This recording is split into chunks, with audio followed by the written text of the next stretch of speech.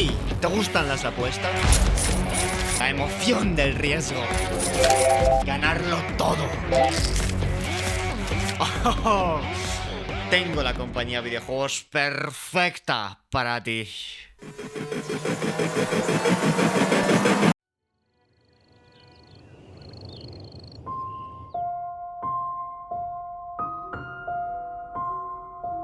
MiHoYo es la desarrolladora de Genshin Impact, Honkai y, para mí, una empresa muy interesante. Se caracterizan por su monetización en gacha. Esto básicamente significa darle a la ruleta y que te toque un personaje jugable o no. Es una empresa cuyo único objetivo es sacarle dinero a sus jugadores, basada completamente en avaricia.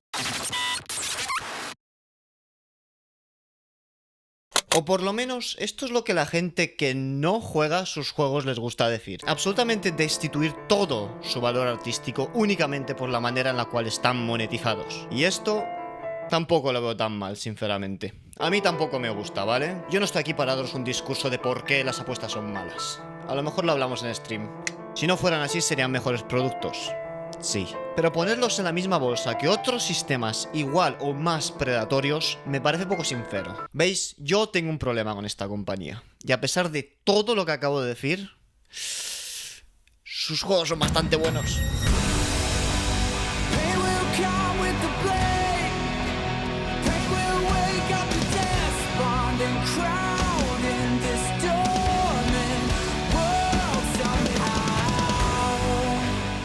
Obviamente con unos asteriscos que no son pocos, pero sí que te das cuenta que hay artistas aquí que lo han dado todo. Cuando escuché que MiHoYo estaba haciendo un juego en mi género favorito, estaba un poquito intrigado. Quiero empezar este análisis de manera un poquito más extraña. Doom Eternal, Persona 5, Metal Gear Rising, uno de mis juegos favoritos. ¿Qué tienen en común? Una banda sonora que pega como anillo al dedo. Y dejadme que os diga algo. Zenless Zone Zero no es distinto.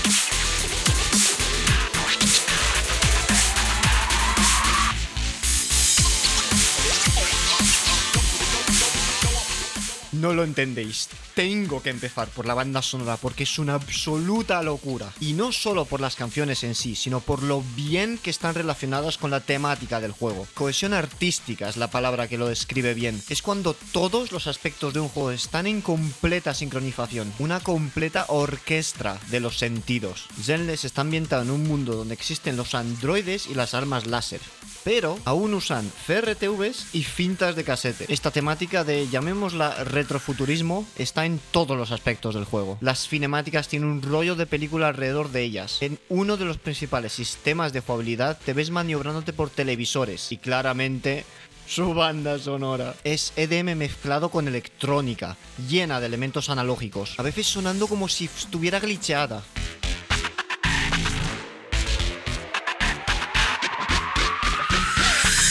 Todo esto dando unas vibras callejeras, cosa que también se ve en los pósteres promocionales de algunos personajes, incluyendo sus vestimentas. Tenemos a robots androides con armadura y un chaleco de cuero por encima. Futuro mezclado con pasado. Y no solo las canciones de batalla.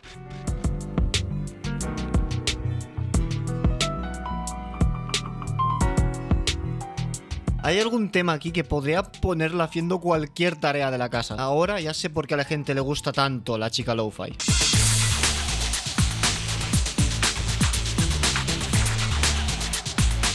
No vengáis aquí esperando gameplay de Devil May Cry 5 o Bayonetta, porque no lo vais a encontrar. Pero diría que sí consigue lograr sus objetivos bien. La verdad es que encuentra un muy buen balance de apagarte el cerebro o activarlo si es lo que quieres. Lo he dicho antes, pero lo vuelvo a repetir. La diferencia entre los personajes es una verdadera locura. Cada personaje tiene su animación de esquive, su animación de andar, correr, varias quests de quedada. Unos rebotan de manera específica. Madre mía. En los menús de los agentes, ¿vale? Hay una animación distinta cada vez que cambias de pestaña. Hay algunos personajes que tienen 6 animaciones en total, porque hay 3 menús y en cada dirección se puede activar una distinta. Antes de adentrarme en el combate, dejadme que os explique un poco cómo funciona la estructura general del juego. Vale, si en algún momento esto os suena de algo, por favor pararme. El juego está segmentado por días distintos, separados de mañana, tarde, anochecer y noche. Pero la cosa es que tienes que elegir qué actividad hacer en cada momento, como pueden ser quedadas o farmear algo en específico, porque al final de esta actividad se avanza el tiempo. ¿Os suena esto de algo? Ya está, no más banda sonora Persona 5 porque Link me roba todo el dinero. Y esto es bueno, es buenísimo de hecho. Persona 5, pero en vez de combates por turnos es un juego de acción en tercera persona. Madre mía, si es que es casi mi juego perfecto. No lo es, ¿vale? Pero casi. Si todos los juegos jamás creados fueran una copia de Persona, yo creo que seríamos más contentos como filización. No es tan profundo como sistema y no esperéis aquí 10 eventos distintos donde profundizan y evolucionan a cada personaje. Hay demasiados como para hacerlo tan complejo. Pero para lo que es bastante servible. Presentan muy bien la personalidad del personaje y siempre me han gustado hacerlos por esta misma razón. No hay opciones de romance, eso sí, porque es un juego gacha y los del sótano se enfadan si hay romance de verdad. El juego en sí, cuando estás en misiones, se puede dividir en dos. El modo TV, que sería como el modo exploración, y el combate en sí, que es donde pegas las palizas. Respectando el modo TV, hubo bastante controversia con este modo y me gustaría aclarar unas cosas. El problema con el modo TV no es el modo en sí. En videojuegos en general está bien que te den un respiro, cambien un poco el bucle principal. Por esto, en varios juegos de acción tienen plataformas o secciones de puzzle. Algo no en la misma calidad, pero servible. Este modo es mucho más que servible. Tiene buena variedad, el gameplay en sí es entretenido la mayoría de las veces y nunca, jamás he notado que se alarga. Mentira. Comienzo el modo TV. Estoy excitado porque me gusta. Comienza un diálogo donde te explican qué hacer, donde tus controles están bloqueados. Ando 2 casillas. Inicia otro diálogo donde no me puedo mover. Pasadas 3 casillas y me quitan el control otra vez para contarme una tontería o algo tan obvio que me duele. Veo el final. Me interrumpen los controles para decirme que efectivamente es el final. Ahora odio el modo TV. Este es el problema principal. Por favor, ¿puedo jugar al videojuego por el que no he pagado? Aun con el avance rápido o saltándotelo es inaguantable. Pero esta solución es fácil. Baja mucho estos eventos. Haz que no pierda el control o haz que se salten al milisegundo de oírlos. Pues no. En la 1.3 se anunció que este modo iba a desaparecer por completo de las misiones de historia. Bueno, pues nada. Un modo con mucho potencial completamente tirado a la basura.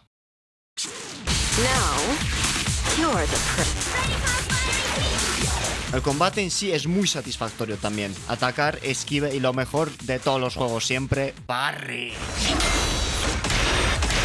Por Dios, el que haya hecho el diseño de audio de este parry se lo chuparía todo. El bucle aquí es básicamente tener que cambiar constantemente de personaje, hacer rotaciones para maximizar tu equipo. La habilidad aquí no está en ejecutar combos como en los anteriores juegos que he mencionado. Y aquí de hecho existe techo de habilidad, no como la mayoría de gachas, donde lo más importante es subir tus stats. Cuanto más usas tu equipo, más te das cuenta que en ciertos ataques puedes cambiar de personaje y la animación de ese ataque no se cancela, maximizando el DPS. Aparte de eso, también es posible hacer malabares aéreos con los enemigos, algo que es completamente inútil, pero añade estilo, y eso es lo que me encanta. Y también está la señal de Wipeout, que sale al final del combate y se congela el tiempo. Esto siempre me activará las neuronas.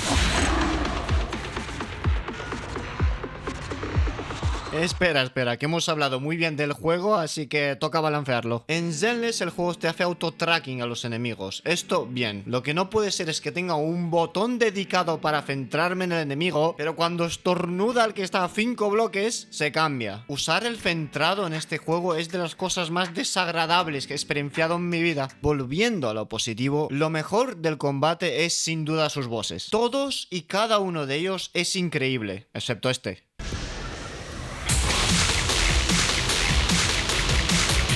El carnicero del callejón. El primer boss principal. Tiene muy buen build-up, oyendo de rumores constantes de este ser etéreo enorme, que nadie sale con vida cuando se lo encuentra. La batalla está ok. Es el primer boss, por lo que tampoco tiene tanta complejidad. Pero como primer boss está muy bien. Presenta muy bien las mecánicas más complejas del juego, como puede ser los ataques que no puedes hacer parry. El sacrificio. Este es una mierda, ¿vale? Me gustó la historia relacionada con él, pero ya está. Yo os lo juro que el parry simplemente no funciona contra este man. Muchos de sus ataques son muy incómodos de esquivar, pero su diseño también está bastante guapo. Las marionetas. Hora de opinión controversial. Este es el mejor boss del juego. Y lo único malo que tiene es por una limitación del juego entero. El build-up hacia ellas es espectacular. Un edificio completamente abandonado, rumores de unas bailarinas que murieron en él mismo y está encantado. Las ves en cinemáticas individualmente a cada una, siempre acechando. Todo hasta que al final se desvela que hay dos. La manera en la cual se mueven sincronizadas durante la lucha, como en algunos ataques, se compaginan por completo. Te sientes de verdad como si estuvieras en un baile con ellas. Y esta banda sonora, madre mía, esta banda sonora.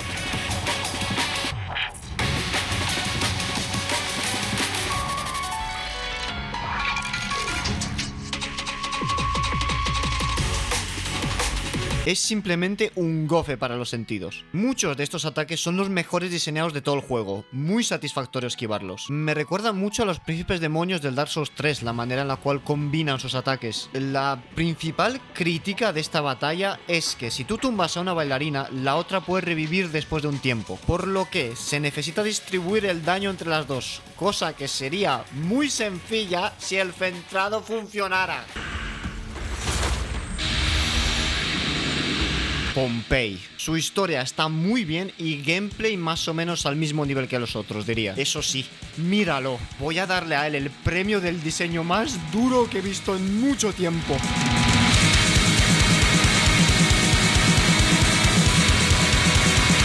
Metal y motocicleta siempre entran bien.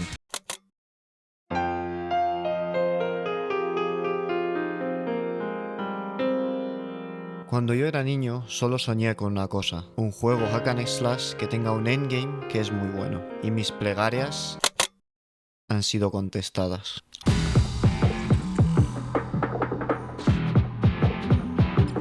Os presento La Ciudad Marchita. Básicamente funciona como un roguelike. Tienes 3 pisos con aumento de dificultad y cambias entre combate y modo TV. Durante el modo TV haces decisiones y tomas riesgos que te pueden beneficiar en combate. Y después está el sistema de resonancias. En este sistema consigues buffos específicos que puedes combinar para que sean aún más poderosos. Siempre hay la posibilidad de conseguir unas combinaciones súper sobrepotenciadas, que siempre es divertido. Yo sinceramente esto es lo que más potencial tiene de todo el juego. Y espero que con futuras actualizaciones lo sigan mejorando y añadiendo más cosas. También hay otras actividades de endgame, como puede ser la defensa de Shillo, pero estos suelen ser más checks de DPS bastante perezosos, así que no me alucinan tanto.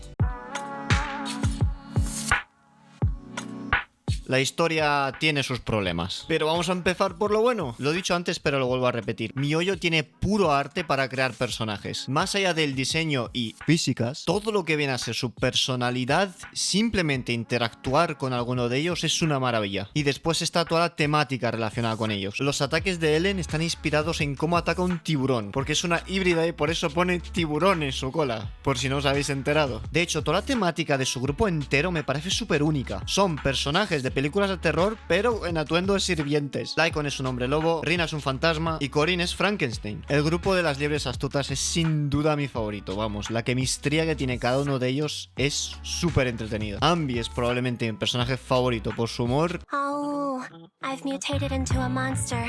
Rar, rar. Ambi, don't bite my hand.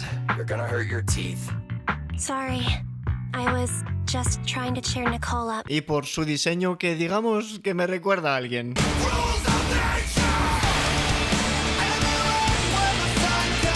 Zuyuan tiene un culo enorme. Hay algo aquí para todo tipo de persona. Saludos a mi segundo personaje favorito, Demir, un viejo con demencia. Irónicamente, después de decir todo esto, los personajes siendo el punto más fuerte del juego, también pienso que trabaja en su contra en cuanto a la historia principal. ¿Y a qué me refiero yo con esto? El tener que barajar a tantos personajes a la vez es muy complicado. Esto lo que provoca es que necesitamos bastante contenido únicamente centrado en X o Y personaje. Y esto está bien sobre el papel, más contenido nunca es malo, pero a veces funciona y a veces no. Zenless tiene algo llamado misiones de agente, que son misiones secundarias que se centran en un personaje únicamente. La misión de Rina, por ejemplo, es completamente increíble. Una completa disección del personaje con todos sus conflictos y traumas. Pero por cada secundaria de Rina hay una de Soldado 11, que bueno, simplemente existe. Al fin y al cabo siempre está el problema de tener a demasiados personajes. Y esto también se vierte en el principal problema de toda la narrativa de este juego. Cuando tú planificas una historia que dure años, tienes que meter mucho relleno de por medio. Y estos son los principales problemas con los juegos live service en general, ¿vale? A veces hay que simplemente asumir que es lo que hay y ya está. Pero más te vale avanzar en la trama principal de manera razonable y que pasen eventos interesantes cada cierto tiempo, o todo esto es para nada. Zenless tiene un inicio muy lento. En general le cuesta mucho ya empezar. Llevamos como 4 meses de juego y la trama principal no se ha movido nada. Lo más significativo es que al final de la 1.2 por fin tenemos objetivo. Y es un teaser. Otra vez, me están haciendo edging constantemente. Estoy harto. La mayoría de misiones se sienten como secundarias y que no estamos avanzando nada. ¿Qué pollas? ¡Es un duro inferno! Sí, que pienso que las misiones aquí están muy bien hechas y son entretenidas. Mi problema yace más en la dirección de ello, lo cual es una verdadera pena, porque el mundo es muy interesante en cuanto a la estética y lore. Los detalles aquí, madre mía, esto es una tontería, ¿vale? Pero los pantalones en este mundo tienen agujeros para que funcionen también con las personas que tienen cola. Y es un detalle que me parece increíble. Y me encanta el mundo que han hecho aquí. El anillo exterior, la luna, los sacrificios. Quiero saber más, pero no me dejan. Los personajes principales de Wise y Belle también me gustan mucho. Tienen personalidad completamente distinta y encima hay cinemáticas completamente diferentes dependiendo a qué personaje elegiste al principio, que muestra muy bien sus personalidades opuestas. Hablando de cinemáticos y diálogos, siempre está la pregunta de cómo presenta un juego su historia. Vale, pues vamos, gente.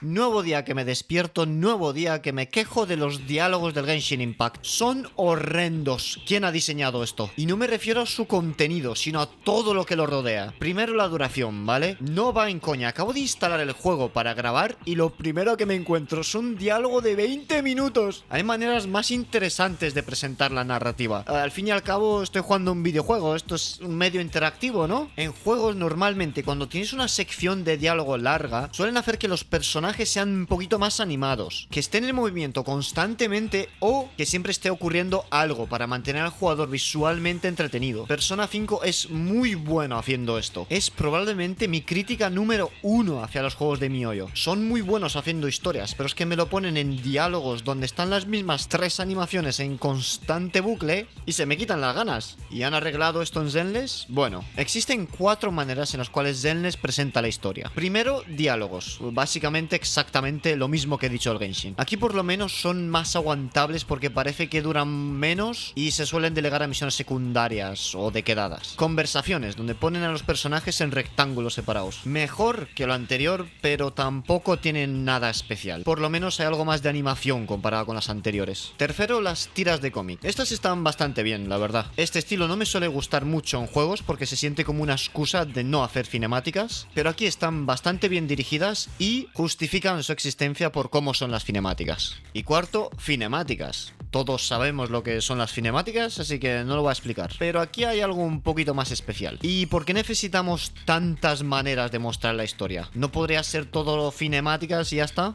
Bueno, dejadme que os muestre mi segunda cosa favorita de este juego. Lo que sinceramente voy a dedicarle una sección entera. A tomar por culo.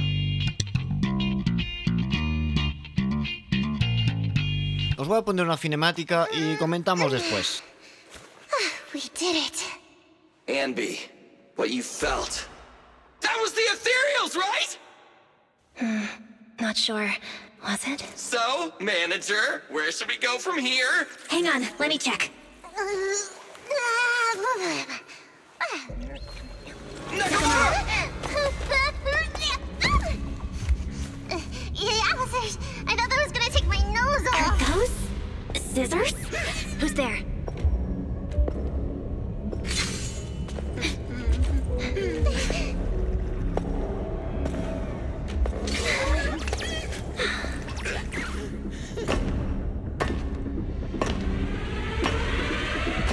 You are all very skilled. It's no wonder you are able to walk around the building unhindered.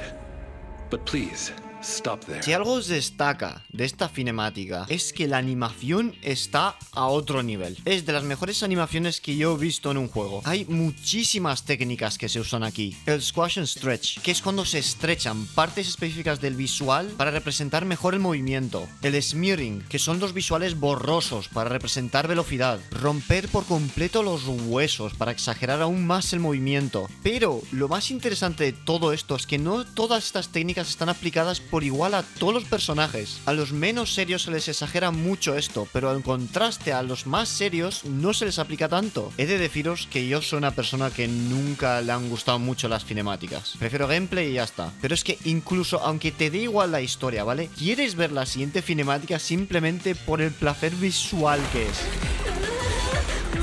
Mind your step now, dear. I'll do my best.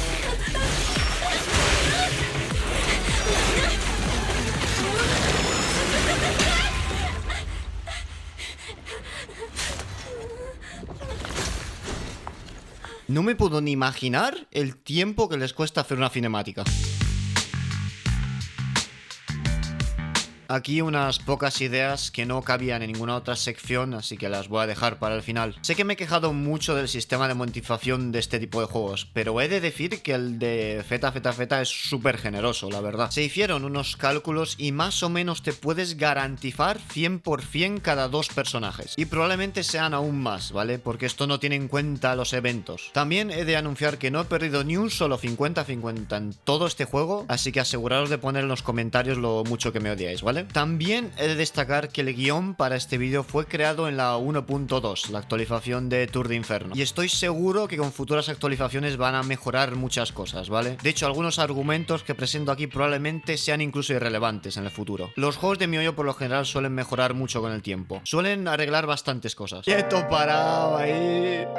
¡Que veo que te quieres ir! Como buen youtuber que soy, me veo obligado a recordaros que si os ha gustado el vídeo, pues que os suscribáis, porque últimamente me voy a centrar mucho más en creación de contenido y tendréis vídeos como este mucho más comúnmente que antes, ¿vale? Cuando sacaba un vídeo cada un año.